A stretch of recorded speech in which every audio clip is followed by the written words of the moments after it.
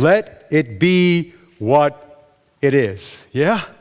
Now that's the big view. That's the really, really, really big picture. But then you and I, we live in a life in a body, and stuff happens to us.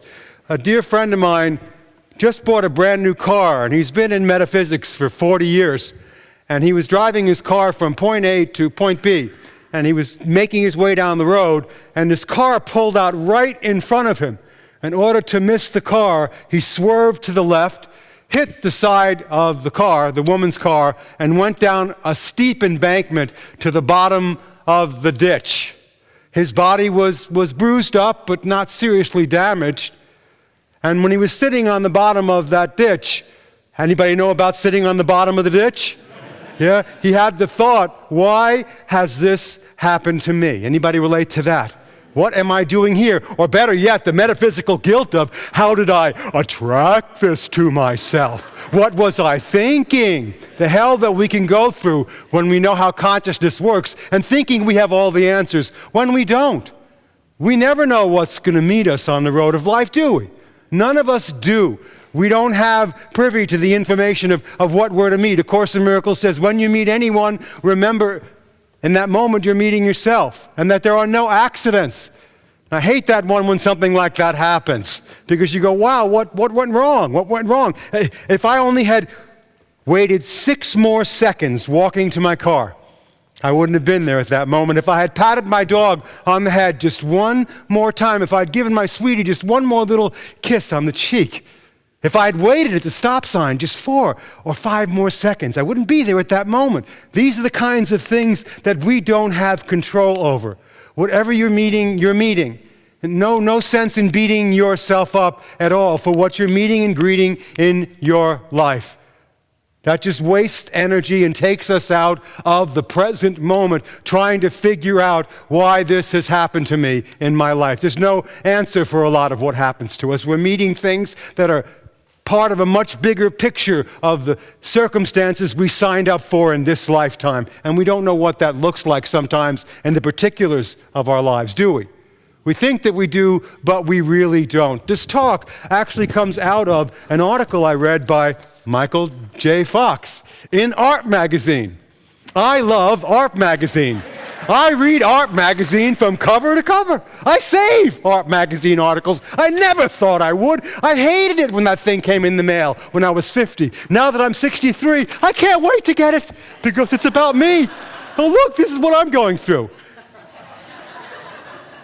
Michael J. Fox, if you don't know, and you probably do, had early onset Parkinson's disease, very early in his life. It wasn't what he was expecting his life to be about at all. It wasn't on his treasure map. Now I'm going to get Parkinson's disease, but it is what happened to him. It's what happened. It's what happened. And he says this in his lesson summation. This idea I came across a few years ago that I love. My happiness grows in direct proportion to my acceptance and inverse proportion to my expectations. Say amen. My happiness grows in direct proportion to my acceptance and inverse proportion to my expectations. That's the key for me. If I can accept the truth of what it is I'm facing right now, not what can I expect, but what am I experiencing right now, and then I have all this freedom to do other things. And he's doing lots of other things. When we can allow ourselves to accept what is, which is the beginning spiritual teaching, we then can be aware of what's greater than what's appearing. Acceptance of where you are is a powerful tool. I'm not talking about lousy behavior to yourself or towards other people or putting up with that. I'm talking about just accepting your life. Tara Barch calls it in her book Radical Acceptance. The idea of fully beginning your spiritual journey begins with accepting where you are right now and stop running away from it. So much of our energy is kept up with, I expected it to be like this, and it turned out like that. Expectations, big ones, small ones, medium ones, we all have them. I expected you to do the dishes. You were going to pick her up. You were going to take the garbage out. I expect if I treat people kindly, they will treat me kindly. Do they always? No. Those expectations spoil what's right in front of us, right here in this moment, right here and now.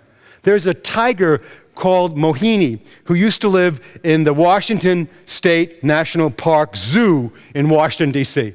Mohini lived in a little tiny cage, 12 foot. You've probably seen that for tigers. And Mohini's whole life was walking from one end of the 12-foot enclosure to the other. Back on the cement floor, back and forth, back and forth. That's what Mohini did for her whole life, back and forth, back and forth, repeating the same thing over and over and over again. So when money came in for them to build this beautiful theme park in her name, everybody was really excited. They were building her a 2-acre theme park with water fountains and vegetation and trees and shade. Everyone was so excited that this regal, beautiful animal would finally get an expansive environment that she belonged in. And so when it was time for it to happen, for her to be released from where she had been to where her new life waited for her, she walked through the door to the gateway to her new 2-acre expanse. She walked right to the back of the property, and she found 12 by 12 piece of land to do what? Walk back and forth, back and forth. It was too late for her. She couldn't break away from the habit pattern. It had gone on too long. What's the gift of being a human being? You have a choice. No matter what's going on, whatever you're facing, you have a choice. You can choose, once again, to look at where you're at first. Be aware, I'm in this rut. I've been expecting things to happen a certain way, and they haven't lived up to my expectations. Well, boo-hoo, get over it. And move on with your life. No, it didn't work out the way you expected it to. So what? What's all around you is a miracle. Don't miss it with your expectation and your judgments about what your kids should be doing. Your judgments about what your mom and dad should be like. Your judgments about where your career should be by now. Let it go. It wastes energy. Accept where you are. It's a beginning step in the process of awakening to tremendous potential that we have right here and right now. Expectations about where your body should be, how your body should feel. I'm 63 years old. Wow, how could that be? Got a 47-year-old, 46-year-old, 4-year-old daughter, a 37-year-old daughter. How did that happen? And I'm experiencing aches and pains. Anybody got aches and pains here? Oh, oy vey, aches and pains. It's here, and I work out, and I stay in good shape, and yada, yada, yada, and I still have that thing called aging happening. It is inevitable. It's impermanent. You know it is. It's not a matter of if you're going to leave. It's only a matter of when. How much you want to complain about it. I expected myself to eat this tofu and take care of this brown rice and eat this tempeh and be on a gluten-free diet, and now I'm going to be wonderfully healthy my whole life. Maybe, maybe not. Expectations. So I've been waking up sometimes, as I know sometimes you do, with the pain in the shoulder. You know that one? Oh, do you feel it? Oh, there it is. Ooh, it's right there. And don't give me your silly advice during the line about what I should do. I've done everything. And so I went to go hit the ibuprofen bottle. Never mind legalizing marijuana. Thank God they legalized ibuprofen. Yeah. Amen to ibuprofen, right? And so I went to go grab the ibuprofen, and I decided, maybe I'm going to try something a little bit different this time. So I took a seat in meditation, which I do all the time. It's 2:30 in the morning, and I decided just to sit with the pain, just to be aware of the pain in my shoulder. It's right here. I can feel it. Do I feel it all the time? No. Are there times when I'm not feeling pain? Yes. Is it pulsating? Sometimes. I'm more than just this pain. My pain then becomes the pain. And then I get to sit and think about my friend who's all wrapped up in bandages now from his accident. I think about his pain. And then it becomes the pain rather than just my personal pain. And I begin to be able to relate to it rather than from it. Freedom. I begin to relate to it. You know this, Jim.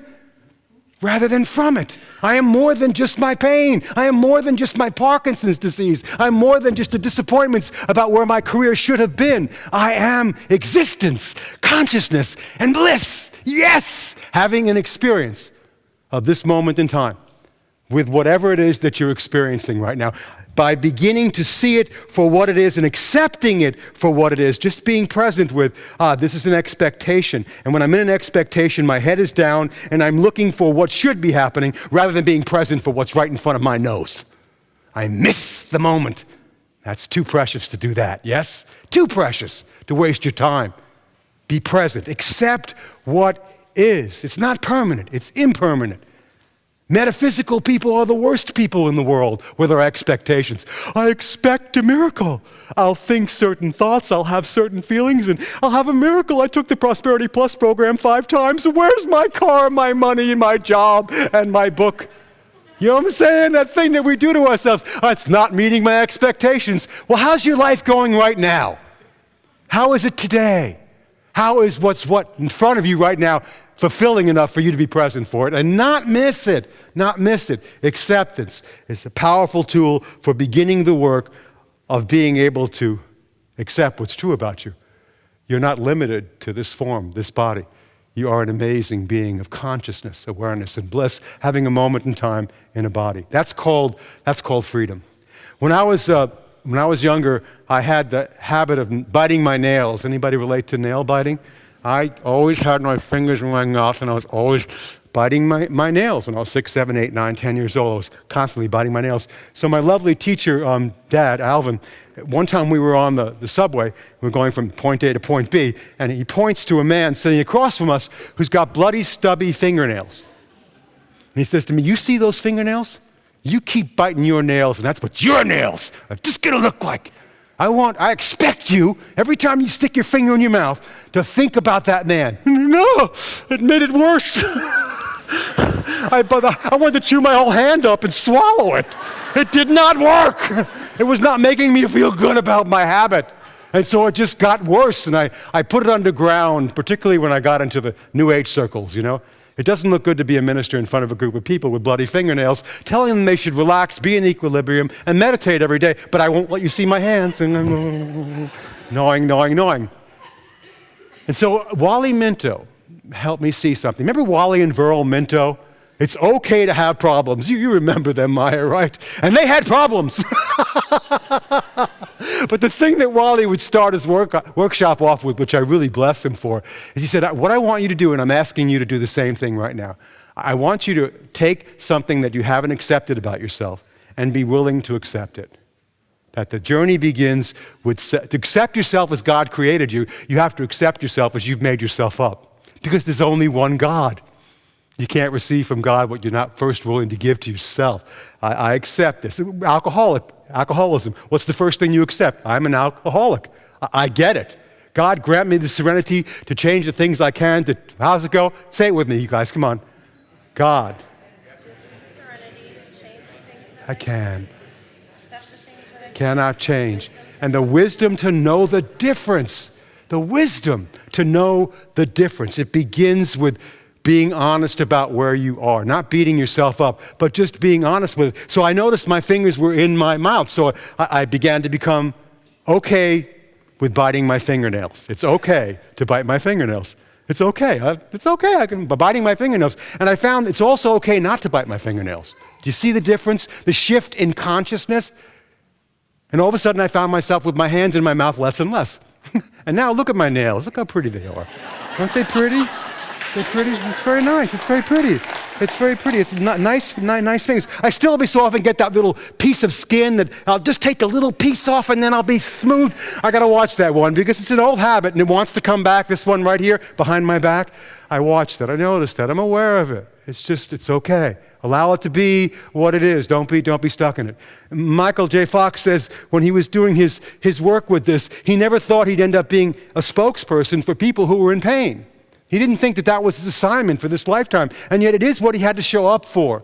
He's a brilliant speaker and a great communicator, and so now he speaks to people who have pain. He's able to talk in a way that only someone with his kind of professional skills can really do. It wasn't what I expected to have happen, but it is the gift that I have been giving, and now I'm aware of the pain that people are in, and I can speak to it in a way that makes a difference. It's really interesting. He was saying that in this article that he has just been given a new series of 24 shows he's going to be doing on TV, a new TV series. And when he sat down negotiating what was going to go on for that, he said to them, you know what, I can no longer hide my Parkinson's disease. It is there. It's part of who I am right now in this body.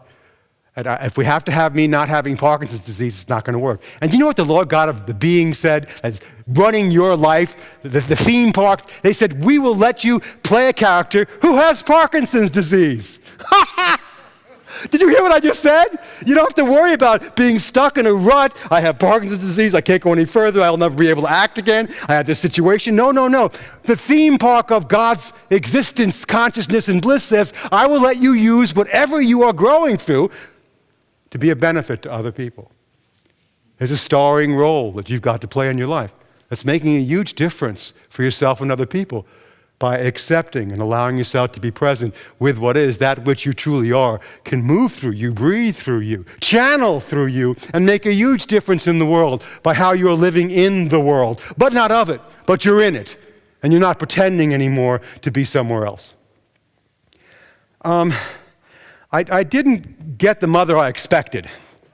Karen said, you got to put Mother's Day in here. You got to do it. So we moved to the East Coast, and we're very close now to where my mother lives. My mother lives in Naples. We live in Wilmington, North Carolina. How y'all doing? Y'all doing? And my mom is 11 hours away. So we decided that since my mom was so close, once a year, we would drive to go see my mother. We would get in the car and drive. We'd leave on a Sunday after church service, after the buzz from being in front of everybody, and then go as far as we could, stay in a hotel, and then go meet my mother at about 4 or 5 o'clock on the Monday of that same week. And so we've been doing that for years. And my nephew Joey was getting married in October of that next year. So my mother calls me on the phone, and he lives in Naples too, and she says, so Richard, it's your mother. Yes, I know it's you, Mom. There's no one who talks like, it's Richard, it's your mother. Yeah, I know it's you, Mom. Hi, Mom. And she's calling me, which she doesn't do a whole lot. And she goes, so, Joey's having a wedding in October. I said, I know, we're doing the wedding. Maureen and I are doing it. She goes, that doesn't mean you're going to be coming twice this year, does it? You're not coming September and October, are you? And I said, Mom, no, actually, we're planning on coming in September, staying at your house for 6 weeks, and we're bringing our dog with us, okay? She goes, no, I'm leaving them on vacation, please. I said, no, Mom, that's my mom.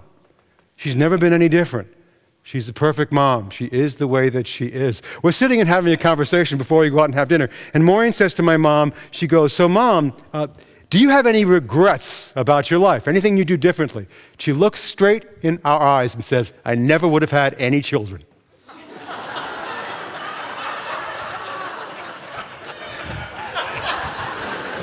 Mommy.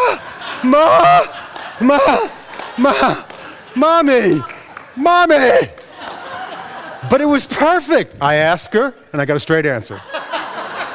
That's my mom. That is who she is. It's not what I expected. Most people say, oh, children, they've been the greatest gift in my life, and I love my kids, and they're so wonderful, blah, blah, blah, blah, blah. I never would have had any of you.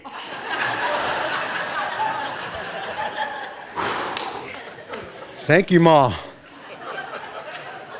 And now I can love her in a way that wouldn't be possible with an expectation that she'd be any different than what she is. And now I can show up in my life with her, knowing that this is her personality, who she is. It's not who she truly is. It's what she's demonstrating right now in her life. She's given me a perfect example of what acceptance can look like and how much love there can be between us when I'm not expecting her to act out in a certain way. Do you hear that now? That's a bingo for today. Just being able to accept what is. And then people get freer to be more alive with you. They get freer to be more authentic with you. They get freer to be more of who we all really are without you judging and expecting them to be other than what they are. Whew. So let's go to the lesson summation for a moment. I'll stop screaming and spitting at you, and we'll see what we talked about for a moment here. We'll bring down the screen. Hopefully it'll work. Oh, there it comes. I love the screen.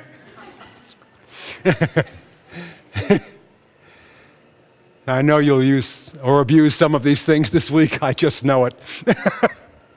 Okay, here comes the first one.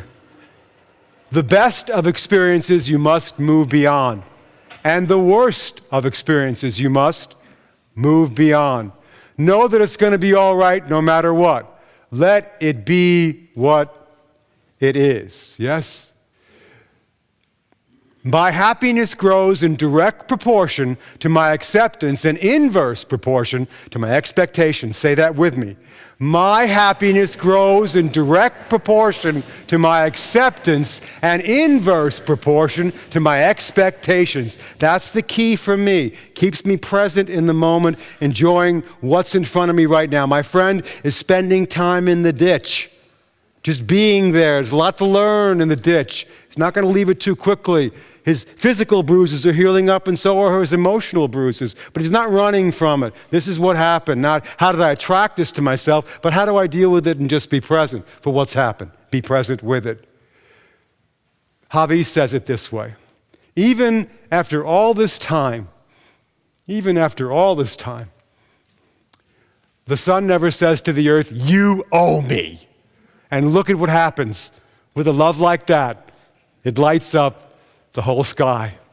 This is the power of giving to life without the burden of expectations. This week, when you find yourself in that ditch again with your fingers in your mouth, gnawing them to death, don't fight it, don't resist it, just be aware of it. Make what's unconscious conscious. Oh, it's okay, I'm biting my fingernails, but it's also okay not to. I can accept this.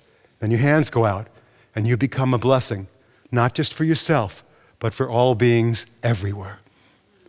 Practice well, practice deeply, not just for yourself, but for the benefit of all beings everywhere. Namaste.